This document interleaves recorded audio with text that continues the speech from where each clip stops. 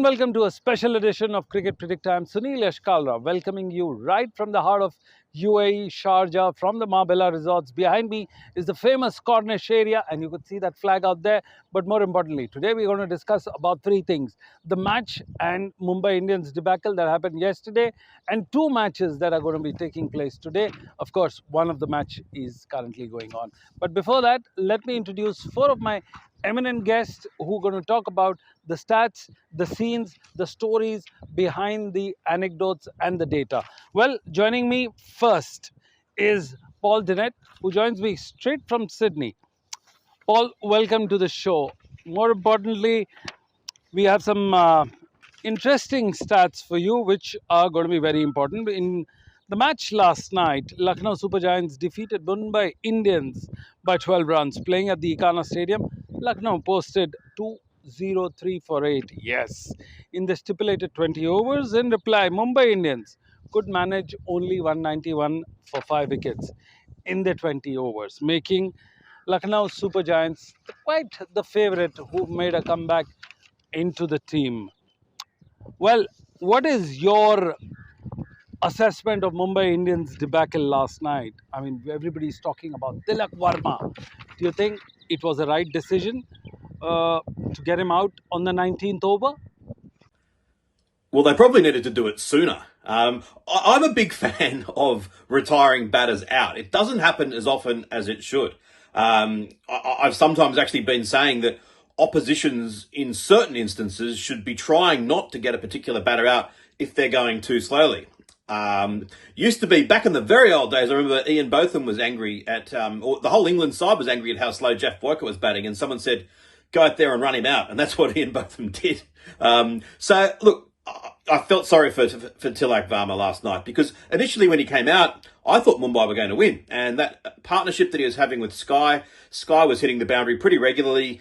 It was okay. If I was a Mumbai Indians fan, I'd be happy with the fact that he was just Varma was just going at a run of ball. But then when the time came to put the foot down, it just didn't happen, and the margins are small. A couple of dot balls and what looks like a fairly achievable target suddenly gets out of control. So they probably needed to pull the pin a little bit earlier. By the time that they did retire him out, it was just about too late.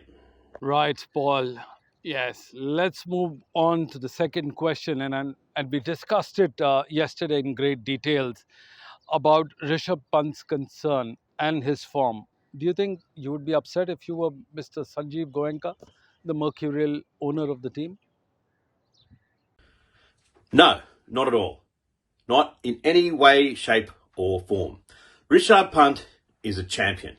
You know, you just have got to look at his record in T20 cricket. It's an average over 30, a strike rate in the 140s. He is a fantastic player. And yeah, 27 crore rupee, it's a lot of money. But it's a sunk cost. It's gone. Whether they paid too much or not, kind of doesn't matter. The question is, forgetting that he's the captain, forgetting that he's the wicketkeeper, right now, is Rishabh Pant in the top 7 best batters in the LSG roster? For my money, absolutely. If I'm supporting them and I've got the choice of him in the lineup or not, purely as a batter, I definitely want him in there. I find it quite extraordinary just how eager everyone seems to be to take him down. I know, you know, it's a massive talking point and people have to make points to talk about, but I wouldn't be. If I was Justin Langer, I'd say to Rishabh Pant, mate, we are going to pick you every single game, regardless of how many runs you get. I'd say that publicly and back him in, and I'm sure he's going to succeed this season. Well, everybody talks about the high scoring and the big power hitting, but yesterday was different. How do you analyze the performance of LSG bowlers, especially in the last 3 overs of the game, to defend the target? Well, I mean, I think that the fantastic bowling of Digvesh Rathi had got them to the point where 40 were needed off those final 18, and it had looked earlier as though Mumbai wouldn't need that many going into the final 3 overs. So that third last over went for 11, which was the most expensive that Digvesh bowled. But at that stage, Mumbai needed more than just 11. It wasn't going to do it. And then it was interesting hearing Michael Clarke in commentary saying, when asked what he would like for the final over to be defending in the final over, given that there was 29 needed off the final two, and he said, 28. Well, it wasn't quite 28, but Shardul Thakur conceding only 7 off the second last over really put it almost beyond reach for Mumbai. There was some great fielding, Abdul Samad in that second last over, but Shardul Thakur got a little bit lucky. A couple of good shots almost went to the boundary, but he bowled to his field, I suppose. And then in the final over, Avesh Khan, it was he hadn't had the best night so far. He'd gone for about 30 odd or just over off his 3 overs, and then to get hit for 6 off the first ball of the last over, a lot of pressure. Pandya got a 2 off the second, but then there were just too many runs to get, and Avesh Khan did the job. So really impressive defensive effort from Lucknow Super Giants and headed by Digvesh. Just superb control, variation, and a really, really impressive performance, and deservedly man of the match. Well, when you talk about Mumbai Indians, you can't keep Rohit Sharma away from the discussion. Do you think his absence was one of the reasons behind the debacle last night? Did MI feel lack of leadership insights? It's not the leadership, but the insights to making those crucial changes. Do you think they missed out on that? No, I don't think so. I think that, Rohit Sharma was still, by all accounts, giving advice from the bench. It wasn't as though Hardik Pandya, the actual captain, had a bad game, taking 5 wickets and almost getting them across the line at the end. I would prefer to just say you've got to give credit to Digvesh Rathi. I think he was the difference between the two sides. You look at the bowling figures of LSG, most of them copped a bit of tap, and Rathi was absolutely superb. And I think as well maybe that Mumbai would regret not being able to break the opening partnership earlier and allowing Mitch Marsh especially to get away with a fairly decent score. So, Rohit Sharma, I still think he's a class player. That they might have missed his batting. The opening partnership of Jackson Rickleton didn't do too much, and I know Rohit Sharma hasn't been in great form, but maybe he would have been able to capitalise tonight. I certainly don't think there was any leadership issue. Right. Thank you, Paul. We'll let you go. With this, we also welcome Stanley Chiodza, the coach, the former coach of the Zimbabwean cricket team. And let's get it on with the match today. Rajasthan Royals, who are against Punjab Kings. But this season, Punjab seems to have completely looked like a different team altogether in a new avatar. In such a scenario, do you think Rajasthan Royals can pose any threat against the new form, new look, completely oversized Punjab team? Sunil, thank you once again for having me on the show. Now, if you're in the Rajasthan Royals seat, there's 2 things that you could be banking on. A bit of history for starters. If you look back into the IPL, the season of last year, where the Punjab Kings did not do well at home, just winning 1 out of 5 matches. So they'll be looking to try and pile on that misery. They know this is an aspect that the Punjab Kings will be thinking about. Yes, okay, it's a new outfit, a new coaching staff, new captain, but that history always lingers. And sometimes you often then go into a game trying too hard to try and change that. So hopefully they can try and use that to their advantage. Up and above that, I think if Rajasthan Royals are to get 1 over the Kings here at home in Malani, it's important that their bowling unit comes to the fore. Okay? Now, why am I saying the bowling unit? If you do look at the majority of the runs that have been scored against the Rajasthan Royals, the majority of the runs have been scored by top order batsmen. Even if you look at that match versus SRH, Travis Head, 67, Ishan Kishan, magnificent 100. Just coming off the 47 balls, top order, right? 153 for 2. Yes, KKR, Quinton de Kock, 97 off 61, right? And then you look in that match versus CSK. Yes, they won it, okay? But once again, 63 off 44 from Surya Kumar Yadav. So their inability to get early wickets, right, and expose middle orders has been a concern. The one time they did it versus Chennai Super Kings, they won the match. Can they do it in this match, especially in the sense that the Punjab Kings have really been reliant on a top order that has scored runs, led by Shreyas Iyer, the captain, Marcus Stoinis, Glenn Maxwell have been spectators so far. Can they get early wickets and expose that middle order and be the first team perhaps to try and really test this batting order of the Punjab Kings? Stanley, it's very important to look at what the journey has been of both the team. Rajasthan lost 2 games in a row but bounced back with a win over Chennai. Yes. Meanwhile, Punjab remains unbeaten. Can Rajasthan stop Punjab's winning run? So now, when you look at the odds, okay, the odds are stacked heavily against the Rajasthan Royals in this match. There's no two ways about it, okay? And for the Rajasthan Royals to come out victor in this encounter, it really has to be a fantastic, a good all-round performance with both bat and ball, okay? They did that versus the Chennai Super Kings, which has been their only win so far, you know? A fantastic innings from Nitish Rana, 81 of 36. Riyan Parag chipping in with a cool 37 off 28, but they need more. Sanju Samson, you know, he has to score. He has to get going. He's the senior statesman in this team. Obviously, captaincy will obviously be on his shoulders again. Should he be playing?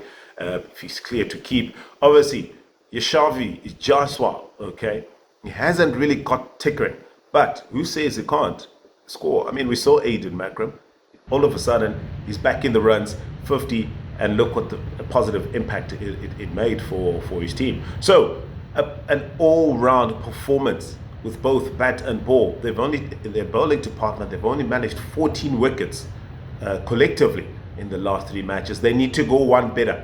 You know, when you're facing a team with the heavy batting lineup like the Kings have, you have to make sure you get wickets. Okay, and with Jofra Archer still getting into his stride, that could also work against them because Jofra Archer is a bang swift bowler hitting the deck. If he doesn't bowl those cutters, he's the sort of bowler that the Punjab Kings batsman would really like to take on and use that pace, you know. So there's plenty of thoughts, but importantly, it's one road only. You have to play a good brand of cricket, both with bat and ball. Well, when you talk about Punjab Kings, you can't not talk about Shreyas Iyer, their skipper. Yes, remember, Shreyas Iyer had won the trophy last year. He's in a new team, new jersey, new trophy, new people, new support staff. But more importantly, with Virat Kohli retired at number 3 spot from the T20 World Cricket, do you think Shreyas Iyer is putting his candidature up for number 3 spot? Your views, Stanley? Well, so no, Shreyas Iyer is certainly a man on a mission. Okay, he's been brutal, he's been aggressive, and you can see the pure intent on how he's going about his business. Okay, one thing is certain. Okay, long-term selection in that Indian jersey, taking over a fantastic name, a great name for that matter, and Virat Kohli. You know, I think the selectors are looking far past more than just 2 performances. You know, he knows it as well, Shreyas Iyer. If he's going to claim that spot, I think the mission that he has accepted in moving from a championship winning team of KKR to Punjab Kings, a team that's virtually, you know, failed to make even the qualification spots for a number of years now. He knows what it means to be able to be in a position where he can guide this team, you know, into that qualification spot, you know, and then up and above that, be in the runs at that position. You know, I think that really then will cement that call up. Okay, so I think he's doing the necessary. He's doing what is required with regards to making sure, yes, that now that the selectors will have definitely been watching him with these 2 fantastic performances. But up and above that, you know, I think the responsibility that he has chosen, you know, in terms of trying to lead the Punjab Kings out of the rut, as it were, and try and hopefully bring some glory to resuscitate a team that was probably had lost lots of support and people just written them off. But today, here we are talking about the Punjab Kings, and they're top of the table and looking to consolidate that position playing at home. Right, Stanley. We'll let you go. With this, I also invite Noel David, the former Indian cricketer, to be a part of this discussion, who's watched and who's currently coaching the junior side of the Assam Cricket Association. Noel, welcome to the show. Until last year, Chahal was a part of the Rajasthan Royals and now he's playing for Punjab. Could Chahal be the major threat to the team? We've seen that once and for all in the past. Siraj going against the RCB. Do you think it's the same thing happening tonight? Yes, Sunil, I feel that Yuendra Chahal will be a threat for his former team because Yuendra Chahal is a very smart and street smart, I can say, not smart, but a street smart bowler when it comes to T20 format. You know, he's a great thinker of the game. He analyzes what situation he comes into bowl. He analyzes the batsmen very well. He has all the skills what a leg spinner needs. I think he's one of the best leg spinners what the country has at present. He has the variations, he has googly, he has the flipper, he has the slow leg spin which he bowls wide outside the off stump. You know, he deceives the batsman in the air. I think he's super smart and a shrewd bowler, and I think it's a good buy for Punjab Super Kings, and I think he will be in a match winner for them in the coming matches. And I think in this game, I think he'll be splendid. Rajasthan's batting seems to have failed consistently in this season, and the team has lacked collective performance. Something hasn't clicked so far. What do you think is the reason for this current failure of the Rajasthan Royals? They started off well against Sunrisers, you know, when they chased that mammoth total of 280 odd runs, you know. They batted well, they came good with their batting, everyone performed collectively. They tried to chase down the target but fell short of 44 runs. But after that, that inconsistent batting display by RR was a disappointing to all of us, not only to the team management, to the fans also. Because we all know what kind of batting lineup they have. They have Sanju Samson, they have Yashashvi, they have Riyan Parag, follow. You know, they have, you can name players which can go out there and, you know, hit long sixes at their will. But unfortunately, that collective consistency is not being seen among the team in their batting. And I feel that the senior pros, as I named Sanju Samson, Yashashvi, Riyan, and other batsmen, have to lift their hands up and, you know, start telling themselves that it's time that, you know, we come good in our batting. Otherwise, I feel this strong lineup of what RR has in the batting and in the bowling can really make a impact in this IPL. Now, it's been a fortnight. What has been your assessment when you look at it from outside? What are the highlights, lowlights, and what are the strong points that emerged out of this year's IPL? It has been an exciting 2 weeks of the IPL 2025 in the 18th edition. There were some major upsets during these 2 weeks, especially Chennai Super Kings losing on their home soil after so many years. Mumbai Indians losing 2 matches at a trot, LSG losing 2 matches at a trot, Punjab Super Kings coming good, Gujarat Titans along with them, they are coming good. You know, they have won their 2 games. What I feel about in this tournament is the find of new players, domestic cricketers, who have really shown their skills and their metals during these 2 weeks. One which I found very interesting was Vignesh Puthur, the Mumbai Indians player, you know, China man he bowls, hails from Kerala, who has not played any single domestic cricket. Can you believe that? And he has not played any state also or first class. He's just played a few league matches and straight away roamed into the Mumbai Indians squad for this big league. And he has proved, by taking 3 wickets against the mighty Chennai Super Kings. So you can imagine what this young lad is all about, and he's a future, I think. And I think he will be under the wings of Kuldeep Yadav. You know, I find that. Second, what I found is one more medium pacer from Mumbai Indians itself, the left-arm wiry left-arm medium pacer, who was very impressive during his first match against the KKR. You know, he picked up 3 odd wickets, but he was really wiry. He has some pace, and he's so athletic, well-built guy. I think he hails from Punjab. The other way was what I really loved about this guy is power hitting.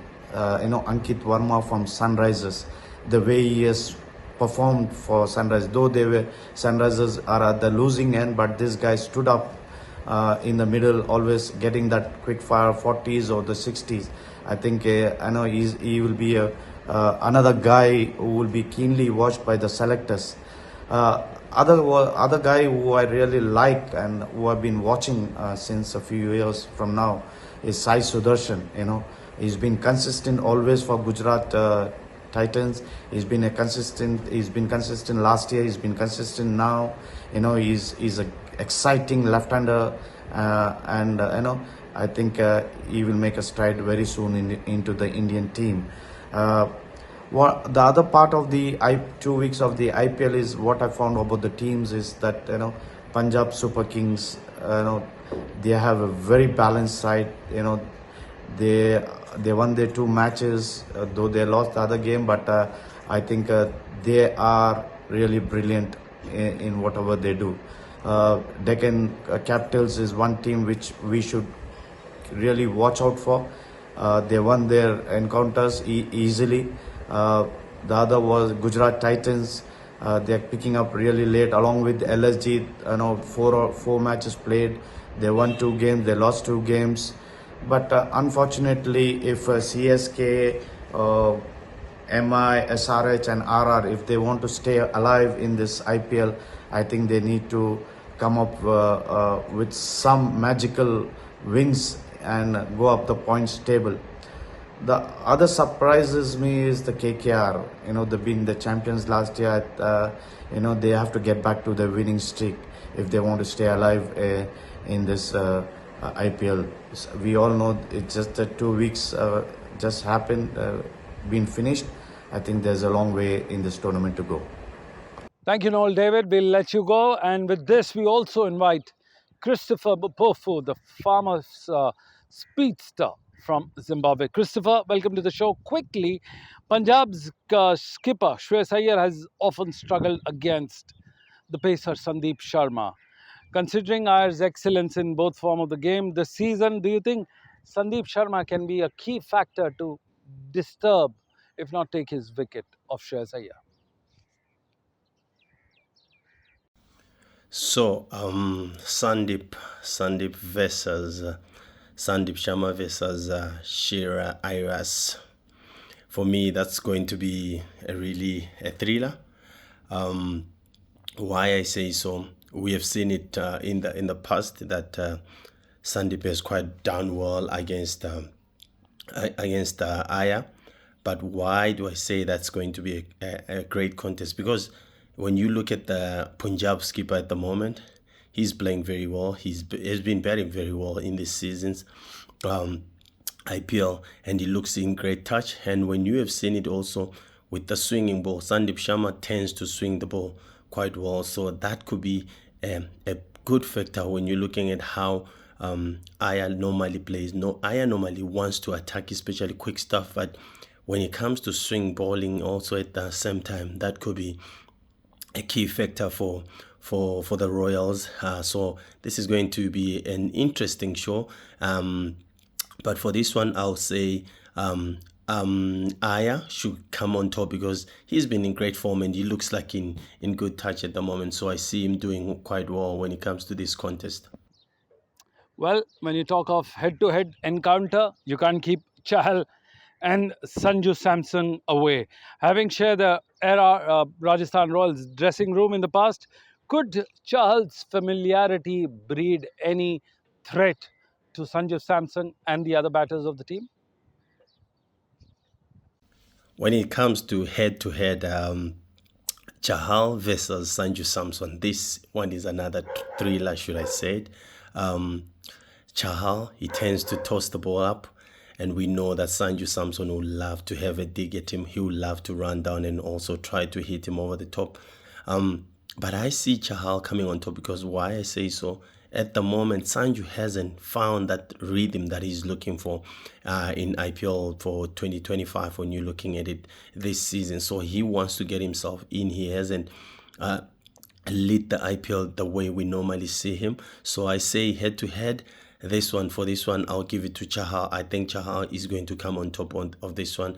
But also, like I say, that when you look at Samson wants to get into his rhythm in terms of his batting. He hasn't found the form that he'll be looking for, but like I always say, there's still quite a lot of games to come through. But on this one, I'll say Chahal to come on top. Well, we've spoken about the head-to-head between the spinner, Sanju Samson, the old and the aged players. Now it's time to look at the battle between the young Turks, Rian Parag of Punjab versus Arshdeep Singh.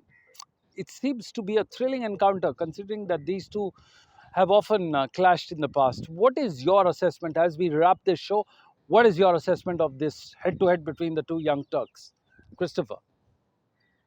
Rian Parag versus Arshdeep Singh. Wow, this one, I always say it's a thriller. I think this one has been one matchup made in heaven, should I say, because when you're looking at the talent that Parag has got, oh my goodness, he is a dynamic cricketer when you're looking at it. But at the same time, he's facing one of the best, if not the best, in T20 cricket. Yes, we've got the most guys were doing well in T20 cricket around the world, but when you're talking about Arshdeep Singh, what a player, what a bowler he is. So for me, I'll be a bit biased. I'll still say Arshdeep Singh to come on top of this one. Parag also playing well, and he's doing well for his team. He's been doing well also. He's been one of the upcoming batters for India that are looking very talented and looking very good. So I'll say Arshdeep Singh to come on top. He's done well against the best in the world. So, as a bowler also, I'll put it to the other bowler and say he will do well on this one. Well, there you had it. You had four of the best voices of the game talking about not only yesterday's Mumbai Indians debacle, but also talking about two games in detail today. This is Sunil Yashkalra signing off on behalf of my sponsors, Mumbai Infrastructures, Delhi, and 1xBet. This is Sunil Yashkalra saying don't go anywhere else. We'll be back after a short commercial break. See you right there.